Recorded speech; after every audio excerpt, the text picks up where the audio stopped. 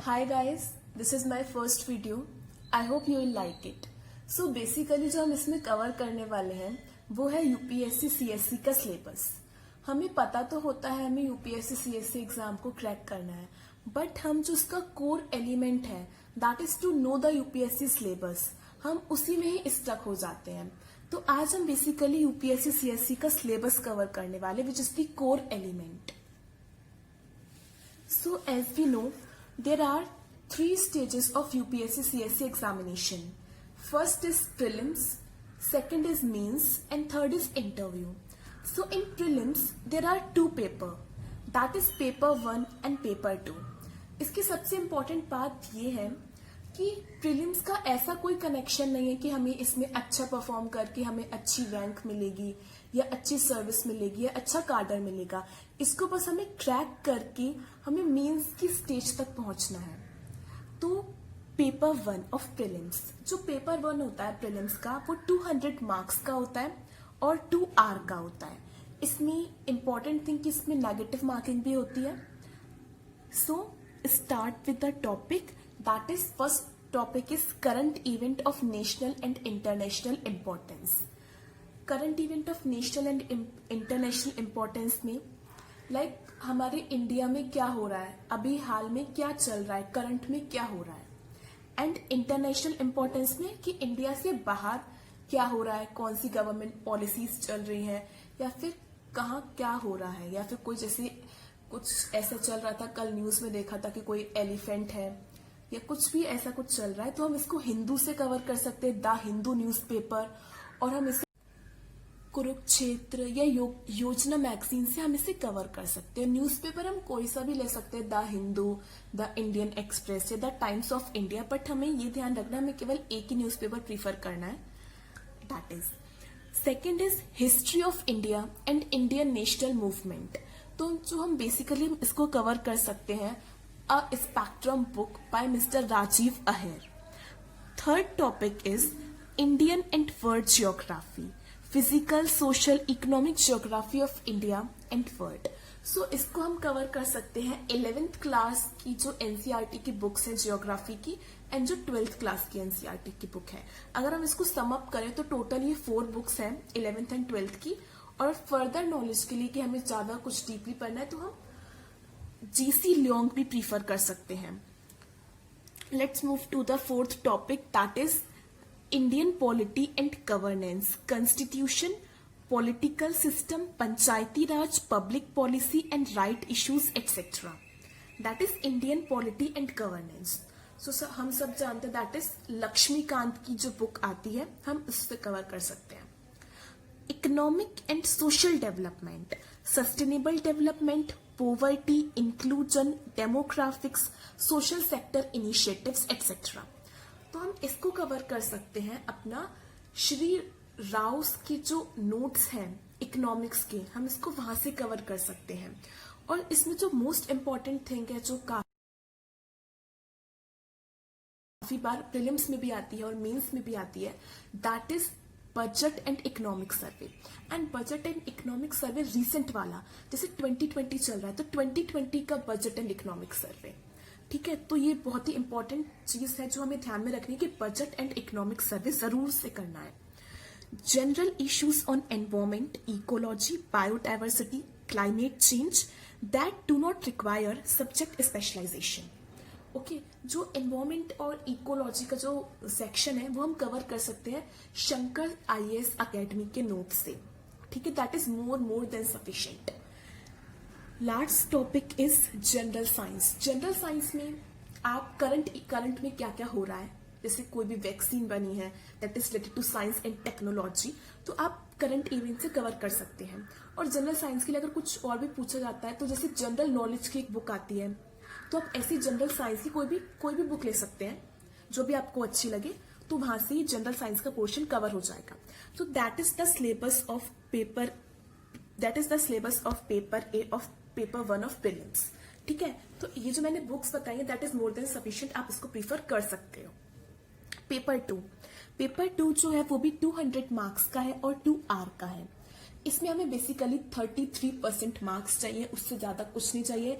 मैं फिर बता रही हूँ, इसका कोई ऐसा रिलेशन नहीं है कि हमें कोई अच्छी रैंक मिलेगी या अच्छा कार्डर मिलेगा या अच्छी सर्विस मिलेगी। ये केवल एक क्वालिफाइंग पेपर है, ओके। और इसमें जो बेसिकली 10th लेवल का मैथ्स, थोड़ी सी इंग्लिश हमारी, और थोड़ी सी समझदारी, और थोड़ा सा कॉमन सेंस, बस ये 4-5 चीजें चाहिए और ये हमारा पेपर क्लियर हो जाएगा, ओके। सो बेसिकली हम इसका एक बार सिलेबस देख लेते हैं। Comprehension, interpersonal skills including communication skills, logical reasoning and analytical ability, decision making and problem solving, general mental ability, basic numeracy, number and their relations, order of magnitude, etc. Class 10th level, data interpretation, chart, graphs, table, data sufficiency, etc. Class 10th level. So basically हमें इसमें केवल class 10th तक का maths चाहिए, English and थोड़ा common sense. और इसके लिए मैंने एक साइट ढूंढी है, मुझे ऐसा लगता है वो बहुत ही बेनिफिशियल है, that is hoven-in.appspot.com। I am repeating, that is hoven-in.appspot.com। आप इस पे जाएंगे, आपको बेसिकली सारी चीजें जो है वो पेपर 2 ऑफ प्रीलिम्स की मिल जाएंगी।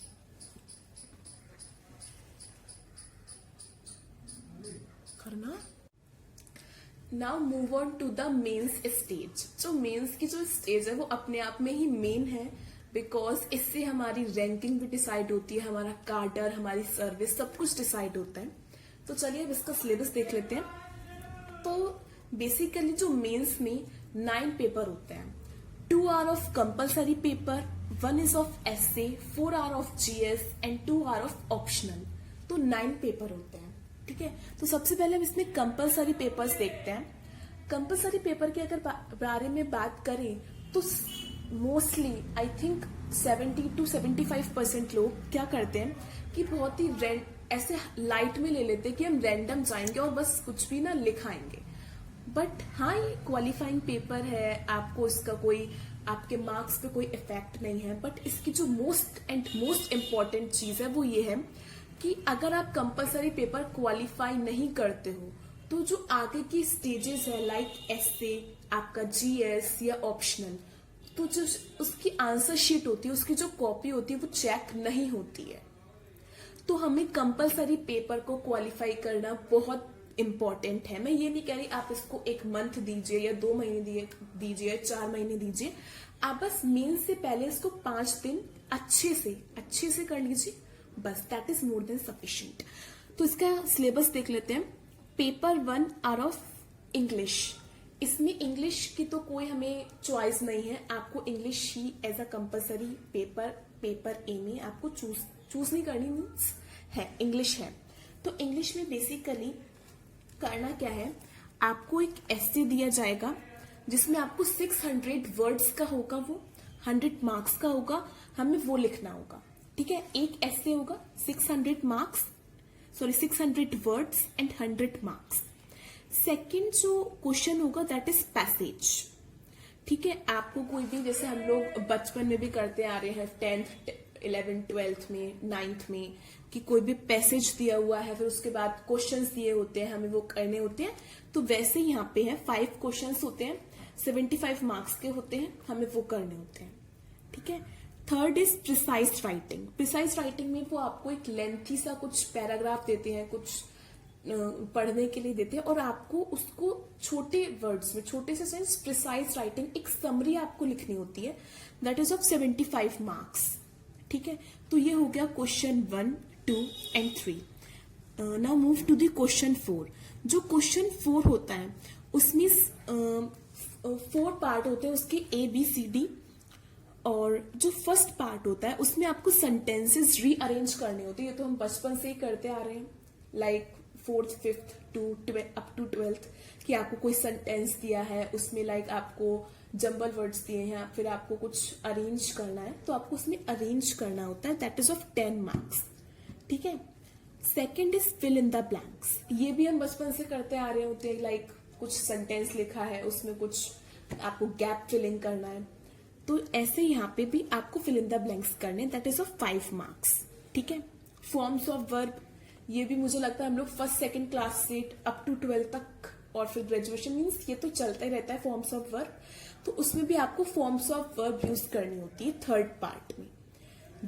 D part is antonyms. So ये भी हम बेसिकली लाइक बचपन से करते आ रहे होते हैं, like up down. Now move on to the fifth part. इसमें भी 4 पार्ट है, A B C D। So change the sentences, ये भी हम मुझे लगता है करते ही आ रहे हैं। चेंज द सेंटेंस, आपको कोई भी सेंटेंस दिया होता है उसे लाइक आपको एक्टिव दिया है तो पैसिव में कन्वर्ट करना है, ठीक है। डायरेक्ट दिया है तो इनडायरेक्ट में कन्वर्ट करना है, तो चेंज द सेंटेंसेस ये है।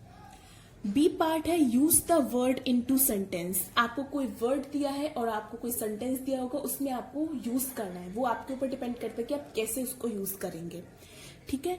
इसमें भी फिल इन द ब्लैंक्स है, ठीक है। और डी इज ईडियम। ईडियम्स भी हम करते हैं, मतलब फर्स्ट सेकंड से तो नहीं, खैर 9th से हम लोग करते हैं, 9th 10th 11th 12th। सो ये आपका पेपर 1 है इंग्लिश। सो ये आपको बेसिकली इतना प्रिपेयर करना है, ठीक है। Now move to the second paper, second compulsory paper, that is Hindi तो मेरा है और हमें करना ये है, इसमें जो 8th schedule of Indian constitution में जितनी भी लैंग्वेज है, बहुत सारी लैंग्वेज है, लाइक हिंदी है, कन्नाडा है, उर्दू है, संस्कृत है और बहुत सारी लैंग्वेज है, उसमें हमें अपनी कैपेबिलिटीज के हिसाब से और अपनी चॉइस के हिसाब से हमें उसको चूज करना है। जैसे मैंने हिंदी चूज करा है, लेकिन जो उसका सिलेबस होता है वो सेम होता है, उसमें कुछ फर्क नहीं आता, ठीक है। तो आप सिलेबस देख लीजिए, जैसे मैंने हिंदी चूज करा है, तो मेरा ये सिलेबस है। दैट इज फर्स्ट पार्ट निबंध, एस्से, ठीक है। तो हमें इसमें एक एस्से लिखना है, हमें इसमें 2 एस्से लिखने हैं, दैट इज ऑफ 50 मार्क्स के, टोटल 50 मार्क्स के होंगे, मतलब 2 ऐसे 100 मार्क्स के होंगे, 1 each for 50 marks, okay. Second is गद्यांश, जैसे हमें इंग्लिश में पढ़ा था कॉम्प्रिहेंशन।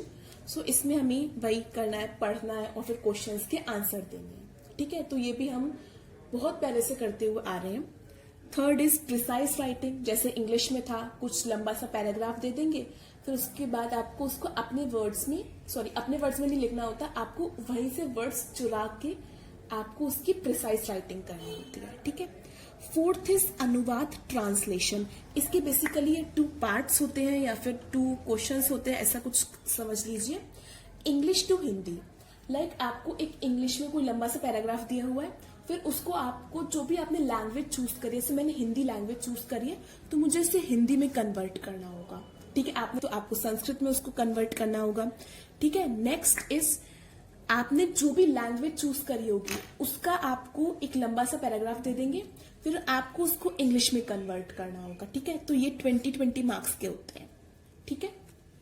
नाउ फिफ्थ, तो फिफ्थ में क्या होता है, फिफ्थ पार्ट में मुहावरे, ये भी first second up to 10th तक तो हम लोग पढ़ते ही हैं, ठीक है। उसके बाद शुद्धि, लाइक कुछ भी सेंटेंस लिखा है, गलत लिखा है, तो आपको उसको शुद्ध करके लिखना है, ठीक है। पर्यायवाची, ये भी हम बहुत first second I think UKG में भी होते हैं शायद, ठीक है। तो ये है पर्यायवाची। उसके बाद युग्म, युग्म बेसिकली हमें पता भी होता है नहीं भी पता होता है, लाइक इसमें 2 वर्ड्स होते हैं, सेम होते हैं, लेकिन उसका जो अर्थ होता है वो डिफरेंट होता है, ठीक है। तो हमें उसको सेंटेंस में लिखना होता है, ठीक है। तो ये है हमारा जो पेपर 1 एंड पेपर 2 का all of the syllabus. I think हम लोग इतना कर लेंगे तो हमारा जो कंपल्सरी पेपर है वो आराम से नहीं, बहुत आराम से निकल जाएगा, ठीक है। और इसके लिए हमें ये 1 महीना पढ़ने की जरूरत है, सिर्फ 5 दिन पहले मेंस ही पढ़ेंगे, that is more than sufficient, okay. Now move to the start.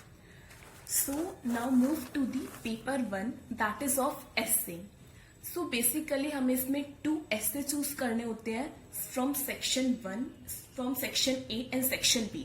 हमें 2 सेक्शन दिए होते हैं और हर सेक्शन में 4 essay होते हैं, हमें उसमें से एक essay चूज करना होता है।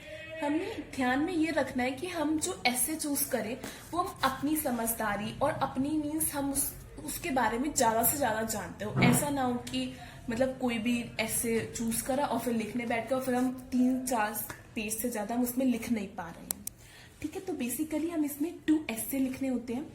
इंपॉर्टेंट थिंग कि हम इसमें कोई भी कोटेशन यूज कर सकते हैं, कोई भी एनेक्डोट यूज कर सकते हैं, कोई भी फिलोसोफर की कोटेशन यूज कर सकते हैं, कोई भी ग्रेट लीडर्स के नेम, उनकी कोटेशन, कुछ भी यूज कर सकते हैं, कोई एनेक्डोट यूज कर सकते हैं, कोई फ्रिक्शनल स्टोरी बना सकते हैं।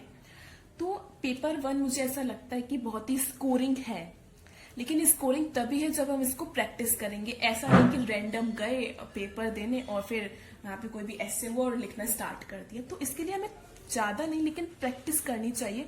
विद इन अ वीक अगर आप 2 ऐसे लिखोगे that is more than sufficient. Okay, so that is the paper 1। Now move to the paper 2, that is GS1। ठीक है, हम इसे GS1 बोलते हैं। So that is Indian heritage and culture, history and geography of the world and society. Okay, so basically इसकी जो main exam का नाम है ये, ठीक है। फर्स्ट टॉपिक है Indian culture will cover the silent aspect of art forms, literature and architecture from ancient to modern. So ये लंबा सा जो है इसको हम शॉर्ट में अगर बोले तो इंडियन कल्चर, ठीक है। तो इंडियन कल्चर हम कवर कर सकते हैं जो क्लास 11th की एनसीईआरटी की बुक है, ठीक है, an introduction to Indian art, हम वहां से कवर कर सकते हैं। और नितिन सिंघानिया की जो आर्ट एंड कल्चर की बुक है हम वहां से कवर कर सकते हैं। ओके, सो सेकेंड टॉपिक है modern Indian history from about the middle of the 18th century until the present significant event, personalities and issues. अगर हम इसे शॉर्ट में बोले that is modern Indian history. So जो मॉडर्न इंडियन हिस्ट्री है वो हम जैसे हम जानते भी होंगे शायद, that is a book of spectrum by mister Rajiv Aher. That is sufficient I think. The freedom struggle, the freedom struggle, its various stages and important contributions from different part of the country. तो अगर हम इसे short में बोले that is the freedom struggle. So जो freedom struggle है वो हम कवर कर सकते हैं a brief history of modern, that is by Bipin Chandra. Okay, so हम इसको यहां से कवर कर सकते हैं, freedom struggle by Bipin Chandra, that is okay. Post independent consolidation and reorganisation within the country. Okay, so इसको हम बेसिकली हम इसमें शॉर्ट में बोले तो पोस्ट इंडिपेंडेंस इंडिया। तो हम कवर कर सकते हैं नितिन संघवान के नोट से, नितिन संघवान सर है उनके नोट से हम इसको कवर कर सकते हैं, ठीक है। तो ये 4 टॉपिक्स को हम इंडियन कल्चर को हम कवर कर सकते हैं 11th की एनसीईआरटी बुक से और नितिन सिंघानिया की बुक से। मॉडर्न इंडियन हिस्ट्री को हम कवर कर सकते हैं स्पेक्ट्रम की बुक से बाय मिस्टर राजीव अहेर। द फ्रीडम स्ट्रगल को हम कवर कर सकते हैं a brief history of modern by Bipin Chandra. And post independence India को हम कवर कर सकते हैं नितिन संघवान के नोट से। So move on to the history of the world. Okay, so history of the world will include event from 18th century such as industrial revolution, world war, withdrawal of national boundaries, colonization, decolonization, political philosophies like communism, capitalism, socialism, etc. Their effect and forms on society. So ये थोड़ा बड़ा topic है, but अगर इसे short में बोले that is only world history. And world history को हम कवर कर सकते हैं विजन IAS नोट से। I am repeating, world history from vision IAS note.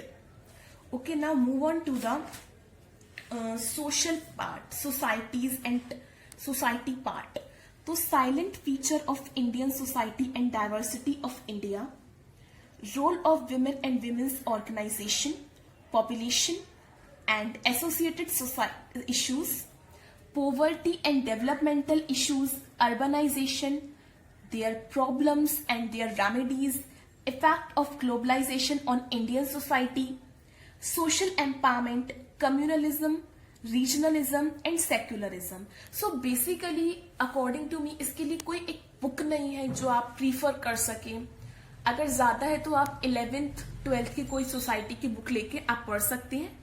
और इसके लिए जो बेसिक जो मुझे लगता है कोर एलिमेंट है वो है covered from vision IAS current affair material and test series. आप इसको विजन IAS के जो करंट अफेयर्स हैं आप वहां से कवर कर सकते हैं। ठीक है, इसके लिए कोई बेसिकली बुक पढ़ने की जरूरत नहीं है। जो ये 4 टॉपिक्स हैं, जैसे Indian society, women, globalisation and social empowerment, so जो 4 टॉपिक्स है बेसिकली आप इसको विजन आईएएस के करंट अफेयर से कवर कर सकते हैं। That is more than sufficient. Now move on to the geography part. Silent features of world physical geography, distribution of key natural resources across the world, including South Asia and the Indian subcontinent, factor responsible for the location of primary, secondary and tertiary sector industries in various parts of the world, including India. Important geophysical phenomena such as earthquake, tsunami, volcanic activity, cyclones, etc., geographical features and their location, changes in critical geophysical features including water bodies and ice caps in flora and fauna and the effect of such changes. So ये भी आपको basically बहुत बड़ा सा topic लग रहा होगा, but इसके लिए जो बुक्स हैं, वो जो बेस बुक्स होती हैं 6 to 10th, वो आपको रीड करनी है, केवल रीड करनी है अच्छे से, नोट की आपको बाद में मेमोराइज करनी है, आपको बस अच्छे से रीड करना है। बट जो 11th एंड 12th की एनसीईआरटीज की जो बुक है, अगर हम उसको सम अप करें तो वो टोटल 4 बुक्स है। That is more than sufficient. Okay, आप उन्हें बार बार रिवाइज करिए। आई थिंक मुझे लगता है मोर देन सफिशिएंट। और ज्यादा है तो आप जीसी लियोंग की जो बुक है वो प्रीफर कर सकते हैं, एंड ऑक्सफर्ड का एटलस, ये that is more sufficient, that is more important, जो ऑक्सफर्ड का एटलस है। ठीक है, आपको एटलस अपने पास में रखना है, उससे आपका ज्योग्राफी का जो पोर्शन है वो पूरा कवर हो जाएगा। That is GS1। Okay, that is. Now move on to the paper 3, जिसको हम GS2 के नाम से जानते हैं। बेसिकली हम इसको GS2 बोलते हैं। ठीक है, तो इसका जो सिलेबस है वो है governance, constitution, polity, social justice and international relation. ये इसका नाम है, इस पेपर का नाम है governance, constitution, polity, social justice and international relations. Okay, so Indian constitution, historical underpinning, evolution, features, amendment, significant provisions and basic structure. Okay, functions and responsibilities of the union and the state, issues and challenges pertaining to the federal structure, devolution of power and finances up to local level and challenges therein.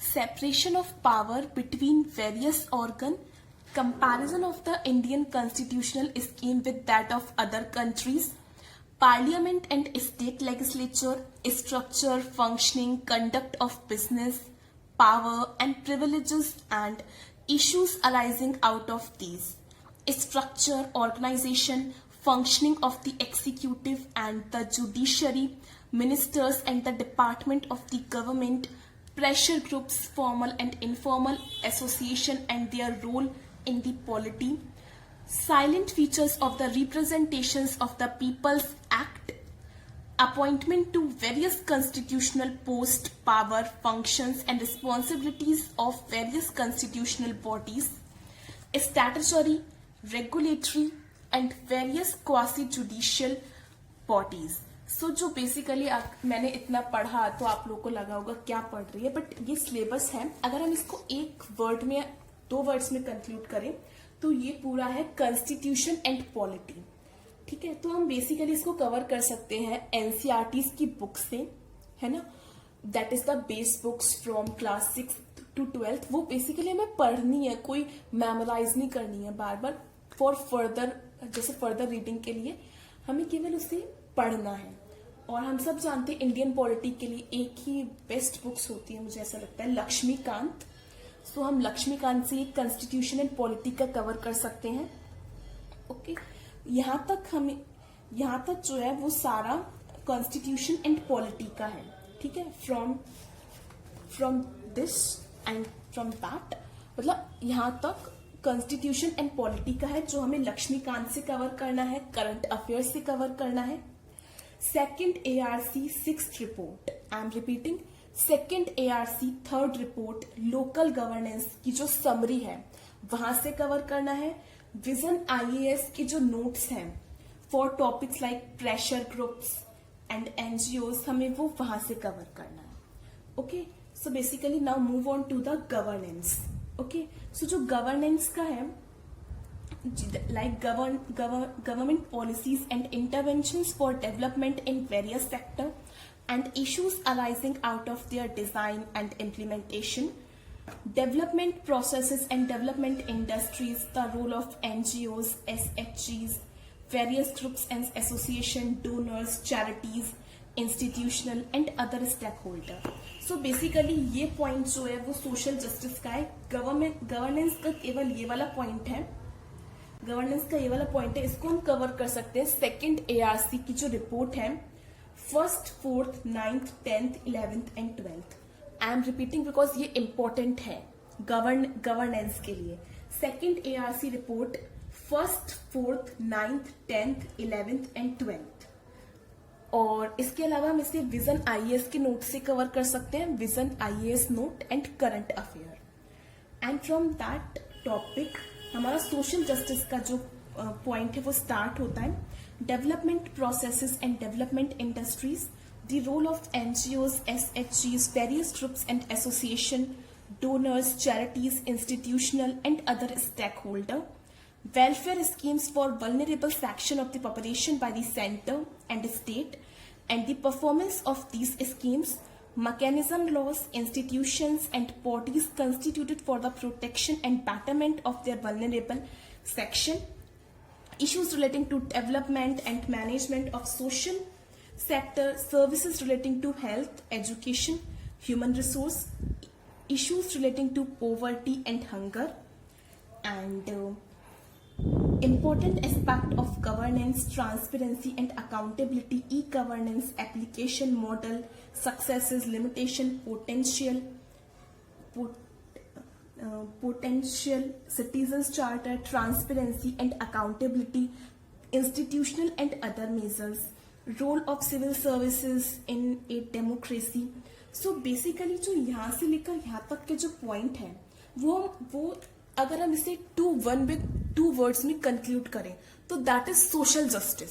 Social justice तो इसको हम cover कर सकते हैं current affair से, नीति आयोग का agenda से and budget and economic survey से। ठीक है, आई am repeating the sources, current affair से, नीति आयोग से, बजट एंड इकोनॉमिक सर्वे। आप थोरोली पढ़िए तो आपके लिए फर्दर जो हम इकोनॉमिक सेक्शन है वो कवर होगा, बट इसकी समरी जो सोशल जस्टिस के लिए वो बहुत इंपॉर्टेंट है। ठीक है, तो आप इसको पढ़िए बजट एंड इकोनॉमिक सर्वे को। और जो मैंने अभी एक लास्ट टॉपिक बोला था important aspect of governance, basically governance का टॉपिक है, तो मैंने आपको इसके लिए बता दिया है सेकेंड ARC की जो कुछ रिपोर्ट्स हैं आप उससे कवर कर सकते हैं। India and its neighbourhood country, bilateral, regional and global grouping and agreement involving India or affecting India's interest, and effect of policies and politics of developed and developing countries on India's interest, Indian diaspora, important international institution, agency and for their structure mandate। काफी बार जो ये जो portion है basically international relations का है, जो मैंने अभी आपको ये पूरा बताया, like role of civil services in a democracy, तो गवर्नेंस का पार्ट है, वो आप गवर्नमेंट की जो मैंने अभी आपको रिपोर्ट बताई है वहां से कवर कर सकते हैं। बट जो यहाँ से है India and its neighbourhood country and up to that structure and mandate, तो ये आप तो अगर हम इसे कंक्लूड करें टू वर्ड्स में, दैट इज इंटरनेशनल रिलेशंस। काफी बार हम इसके लिए कोई अलग बुक प्रीफर करते, हमें कोई अलग बुक प्रीफर करने की जरूरत नहीं है, हमें केवल vision IAS current affair material that is more than sufficient and editorial and ministries of external affair की जो वेबसाइट है, आई am repeating, ministries of external affair की जो वेबसाइट है, आप ये पोर्शन वहां से कवर करिए, आपका ये जो इंटरनेशनल रिलेशंस है वो अच्छी तरह कंप्लीट हो जाएगा and that is more than sufficient. आपको इसके अलावा कोई अलग बुक प्रीफर करने की जरूरत नहीं है। Okay, that is it. So now move to the paper 4, जिसको हम GS 3 के नाम से जानते हैं, और जो उसका पेपर का नेम है that is technology, economic development, biodiversity, environment, security and disaster management. So basically इसमें 5 चीजें इंक्लूड है। First is economy, second is environment, third is internal security, fourth is disaster management and fifth is science and technology. So basically जो paper है वो 5 चीजों से बना हुआ है, 5 चीजों से कंपोज हुआ है। So first topic is Indian economy and issues relating to planning, mobilisation of resources, growth, development and employment, inclusive growth and issues arising from it, government budgeting. So ये इकोनॉमिक्स का पार्ट है, तो हम इसे economics से cover कर सकते हैं। बेस बुक्स तो वही है, 9 to 12 आपको पढ़नी है। एंड इसके अलावा आप रमेश सिंह की बुक प्रीफर कर सकते हैं, या फिर श्री राम और श्री राव की जो IAS के नोट है वो प्रीफर कर सकते हैं इसके लिए। And first most important thing जो बहुत बार एग्जाम के ट्रेंड में आ रहा है that is budget and economic survey. Budget and economic survey that is more and more sufficient. जो 2015-16 का पेपर था उसमें 3 questions only from government, only from budget and economic survey से ही आया था, तो हमें इसे मल्टीपल टाइम रिवीजन करना है, ठीक है। Major cropping pattern in various part of the country, different types of irrigation and irrigation system, storage, transport and marketing of agricultural produce and issues and related constraint, e-technology in the aid of farmer। So basically अगर हम इसे conclude करें तो इसमें cropping pattern, उसके irrigation के pattern के बारे में बताया गया है। ये जो है वो हमारा एनवायरमेंट के सेक्शन में इंक्लूड होता है, और जो एनवायरमेंट का सेक्शन है वो हम कवर कर सकते हैं जो NCERT की बायोलॉजी की बुक है क्लास 12th की, उसके जो लास्ट के चैप्टर्स हैं। सो इसमें हम जो लास्ट के 4 चैप्टर्स हैं that is chapter number 13 to 16, तो हम ये जो एनवायरमेंट का सेक्शन है हम वहां से कवर कर सकते हैं, और शंकर IAS के जो एनवायरमेंट के नोट्स हैं हम वहां से कवर कर सकते हैं। And current affair material that is तो मतलब बेस है, वो तो हमें कवर करने ही current affairs. So next move on to the fifth topic that is issues relating to direct and indirect farm subsidies and minimum support price, public distribution system, objectives, functioning, limitations, revamping issues of buffer stock, food security, technology missions, economics of animal rearing। तो ये जो portion है ये इसको हमें basically economics के जो sources हैं वहां से कवर करना है, बिकॉज जो सिलेबस है GS 3 का पेपर 4 का वो बहुत ही मिक्सअप सिलेबस है। ऐसा नहीं कि इतना इकोनॉमिक्स का हो गया, इतना साइंस का हो गया, फिर डिजास्टर का हो गया, तो बेसिकली टॉपिक वाइज हमें कवर करना है। तो ये जो 5th टॉपिक है इसको हमें इकोनॉमिक्स के जो सोर्सेस है वहां से कवर करना है। Food processing and related industries in India, scope and significance, location, upstreams and downstreams requirement, supply chain management, land reforms in India, effect of liberalization on the economy, changes in industrial policy and their effect on industrial growth। So ये जो basically हमें cover करना है वो करना है economics के जो सोर्सेस है, because these all about related to economics. And infrastructure, energy, port, road, airport, railway, इसको हमें कवर करना है अपने एनवायरमेंट के सेक्शन और इकोनॉमिक्स के सेक्शन से, बिकॉज ये टॉपिक है जो एनवायरमेंट में भी आता है और इकोनॉमिक्स में भी आता है, तो आपको वहां से कवर करना है। इन्वेस्टमेंट मॉडल सुनकर ही पता चल रहा है कि investment model that is something related to economics and budget. And the topic science and technology, development and their application and effect in everyday life. So basically conclude करें तो science and technology. So science and technology के लिए basically हमें कोई book नहीं purchase करनी कि हम कोई मार्केट जाए कोई बुक परचेज करें, तो हम इसको कवर करेंगे vision IAS current affair material से। और अगर आपको ज़्यादा है तो आप जनरल साइंस की कोई भी, जैसे जनरल नॉलेज की बुक आती है वैसे आप जनरल साइंस की कोई भी बुक ले सकते हैं और वहां से इसको प्रिपेयर कर सकते हैं। Achievement of Indians in science and technology, indigenization of technology and developing new technology. So ये भी एक पोर्शन है which is related to the science and technology और उसके लिए सोर्सेस भी वही हैं, vision IAS, current affair material and editorials. Awareness in the field of IT, space, computer, robotics, nanotechnology, biotechnology, and issues related to intellectual property right. So ये भी which is related to science and technology जिसको हमें cover करना है vision IAS current affair material से, editorial से, that is sufficient.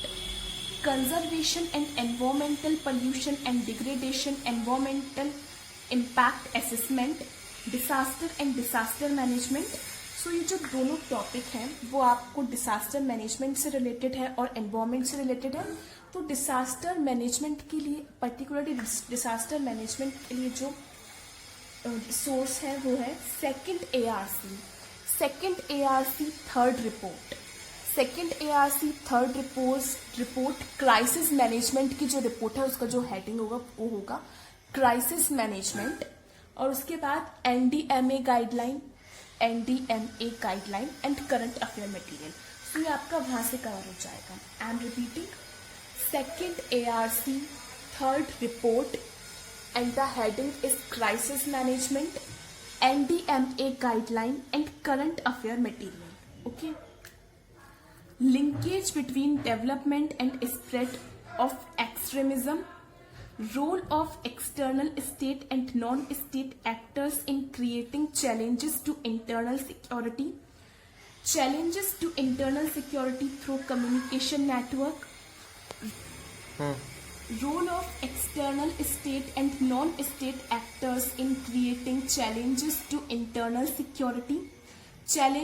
internal security through communication network, role of media and social networking sites in internal security, challenges to internal security, social security and their management in border areas, linkage of organized crime with terrorism, various security forces and agencies and their mandate.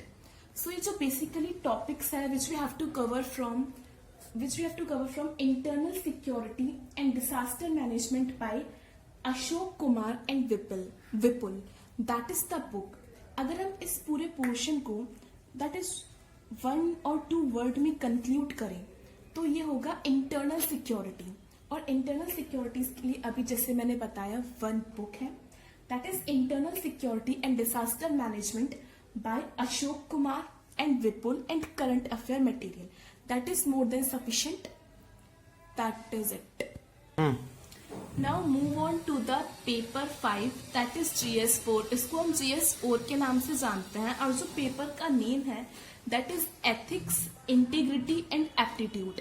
So इसका जो topic 1 है that is ethics and human interface, essence, determinants and consequences of ethics in human action, dimensions of ethics, ethics in private and public relationship, human values, lessons from the lives and teachings of great leader, reformers and administrator, role of family, society and educational institutions in inculcating values, attitude, content, structure, function, its influence and relation with thought and behavior, moral and political attitude, social influence and persuasion, aptitude and foundational value for civil service, integrity, impartiality and non-partisanship, objectivity, dedication to public service, empathy, tolerance and compassion towards the weaker section, and emotional intelligence, concepts and their utilities and application in administration and governance.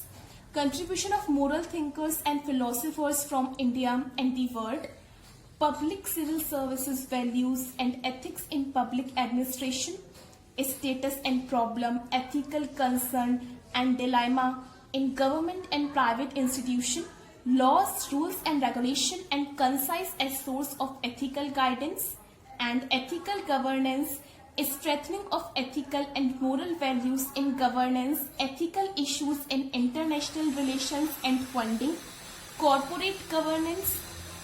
Last topic is probity in governance, concept of public service, philosophical basis of governance and probity, information sharing and transparency in government, right to information, codes of ethics, code of conduct, citizens charter, work culture, quality of service delivery, utilization of public fund, challenges of corruption, and the most important thing that is case study on above issues. ये तो सारे हो गए हमारे topics, but इसकी जो ऊपर जो केस स्टडी बनेगी दैट इज मोर इम्पोर्टेंट, और इसके जो सोर्सेज हैं that is second ARC, fourth report ethics in governance, second ARC 12th report centre citizen centric administration, and इसके लिए एक पर्टिकुलर बुक है that is lexicon for ethics integrity and aptitude bye Chronicle. और इसके लिए हमें जो है वो मेन फोकस अपना उस पर भी रखना, दैट इज जो ग्रेट लीडर है लाइक महात्मा गांधी, APJ अब्दुल कलाम, इनके जो कोटेशंस दिए हुए हैं इस पे भी हमें फोकस करना है, और उनके जो कोट से जो हमें सीखने को मिलता है हमें उस पर थोड़ा फोकस करना है, क्योंकि ये सब चीजें एग्जाम में आती हैं। एग्जाम जो एथिक्स का पेपर होगा जो आप लोग देखेंगे तो उसमें कोटेशंस भी दिए गए होंगे। Okay, so that is the syllabus and source of ethics paper, and also that's the syllabus of prelims and mains. Okay, thank you, and like, share and subscribe. Okay, bye bye.